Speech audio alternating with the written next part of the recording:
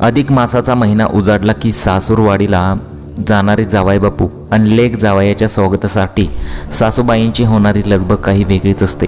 गोडधोड जेवण आणि सोन्या नाण्याचे आहेर यामुळे वातावरणात प्रचंड उत्साह असतो. मात्र टाकरवन परिसराजवळील एका गावात जावई बापूंसाठी खास बनवलेला सोन्याच्या अंगठीचा धोंडाच घरातील मांजरीने फस्त केला. या अजब घटनेमुळे आनंदाच्या वातावरणात अचानक चिंता दाटली. या अनोख्या प्रकाराची चर्चा आता परिसरात आहे.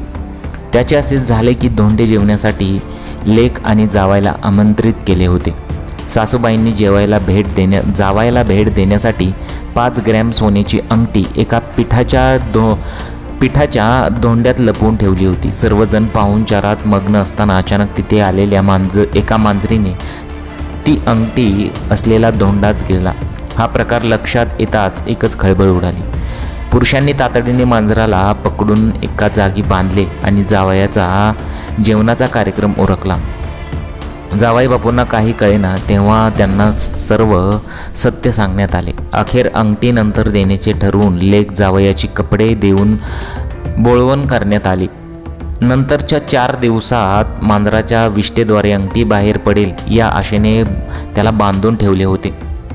सर्वजण व्यस्त होते की अंगठी बाहेर येईल आणि मग ती आपल्याला मिळेल अशा आशेने सर्वच बसले होते. पण तसं काही दिसत नव्हतं. पण त्याचा काहीच उपयोग झाला नाही.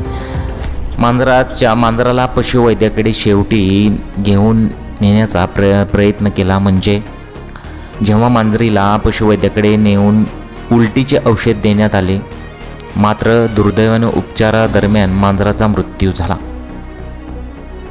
अखेर मृत मांजरावर शस्त्रक्रिया करून पोटातून अंगठी बाहेर काढली. अशा प्रकारे ही संपूर्ण घटना घडलेली आहे.